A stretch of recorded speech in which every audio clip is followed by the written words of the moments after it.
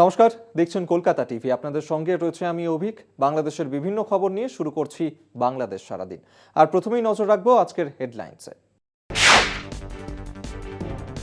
প্রধানমন্ত্রী শেখ হাসিনা বলেছেন, খেলাধুলো শরীর সুস্থ রাখে, দেশীয় খেলাধুলো যেন হারিয়ে না যায়।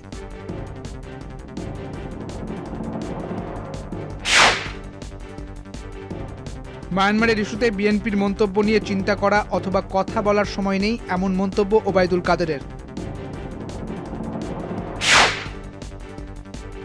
অভ্যন্তরীণ সংঘর্ষের জেরে মায়ানমার থেকে যারা আশ্রয় নিয়েছে তাদের ফিরিয়ে নিতে প্রস্তুত দেশটি।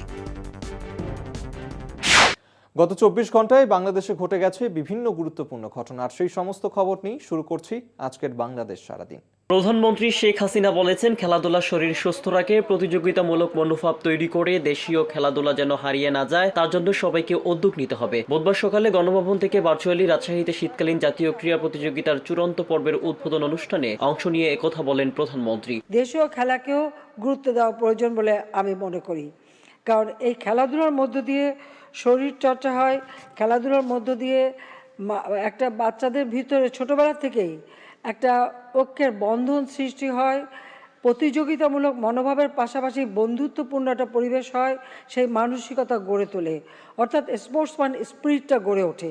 সেদিকে আমি মনে করি এই খেলাধুলার দিকে আমাদের আরও বেশি দৃষ্টি দেওয়া উচিত। প্রধানমন্ত্রী বলেন, হাডুডু থেকে শুরু করে সব ধরনের দেশীয় খেলা শুরু করতে হবে যাতে এগুলো হারিয়ে না যায়। দেশীয় খেলা সেই ডাঙ্গুলি থেকে শুরু করে বিভিন্ন খেলাধুলা আগে কিন্তু প্রচলিত ছিল, সেগুলো আমাদের চালু করা উচিত। কাজে এইভাবে কিন্তু আমাদের এই নিজস্ব দেশীয় খেলাগুলিও হাডুডু থেকে শুরু করে সব ধরনের যে দেশীয় খেলাগুলি এগুলি আমাদের নিতে হবে, এই কারণে যে খেলাগুলি যেন হারিয়ে না যায়। কাজে আমাদের ছেলে মেয়ে সবাই মিলেই এই উদ্যোগটা আপনারা নেবেন, সেটাই আমি চাই। তিনি মনে করেন, পড়ালেখার পাশাপাশি খেলাধুলা, শরীরচর্চা ও সাংস্কৃতিক অনুষ্ঠানের আয়োজন করলে ছেলেমেয়েরা মানসিক দিক থেকে আরো উন্নত, উদ্ধার ও সুস্বাস্থ্যের অধিকারী হবে। আমি মনে করি যে লেখাপড়ার সাথে সাথে খেলাধুলা, শরীরচর্চা এবং সাংস্কৃতিক প্রতিযোগিতা এগুলি আয়োজন করা থাকলে আমাদের ছেলেমেয়েরা মন মানসিকতার দিক থেকে আরও উদার হবে, উন্নত হবে, সুস্বাস্থ্যের অধিকারী হবে, সেইভাবেই গড়ে তুলতে হবে।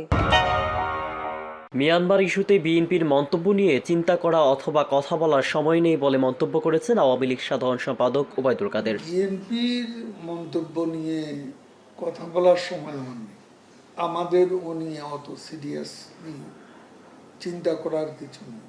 এ সময় তিনি বলেন, বিএনপি নির্বাচনে না এসে আন্দোলনে ব্যর্থতা সব মিলিয়ে তাদের মধ্যে অনেক হতাশা। এসব হতাশা থেকে তারা এখন আবুল তাবুল উক্তি দিচ্ছে, এগুলোর কোনো বাস্তবতা নেই আর এগুলো নিয়ে তাদের কোনো মাথা ব্যথা নেই বলেও জানান ওবায়দুল কাদের।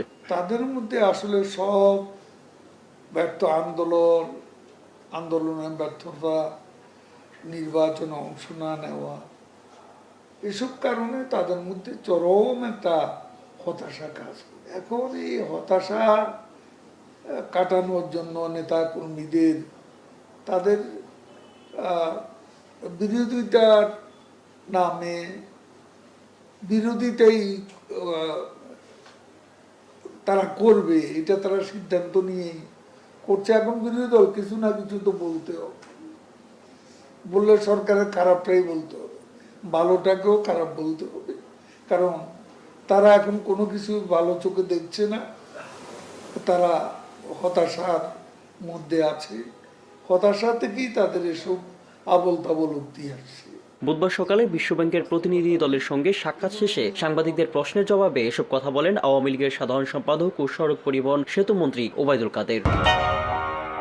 অভ্যন্তরীণ সংঘর্ষের জেরে মিয়ানমার থেকে যারা আশ্রয় নিয়েছে তাদের ফিরিয়ে নিতে প্রস্তুত দেশটি, বলেছেন বিজিবি মহাপরিচালক মেজর জেনারেল মোহাম্মদ আশরাফুজ্জামান সিদ্দিকী। বুধবার সকালে বান্দরবানের তুমরু সীমান্ত পরিদর্শন শেষে সাংবাদিকদের সঙ্গে আলাপকালে তিনি একথা বলেন।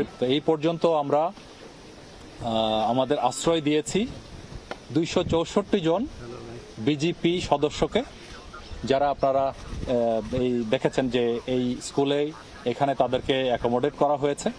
তাদেরকে আমরা খাবার, বাসস্থান সবকিছু জোগাড় করে দিচ্ছি, নিরাপত্তাও দিচ্ছি এবং এর মধ্যে আহত যারা ছিল তাদেরকে চিকিৎসা প্রদানেরও ব্যবস্থা করেছি।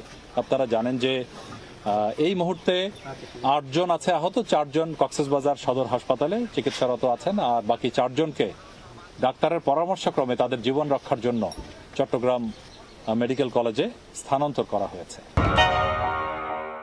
বাংলাদেশ সারাদিন আজকের মতন এই পর্যন্তই। দেখতে থাকুন কলকাতা টিভি, রাত দিন 7 দিন।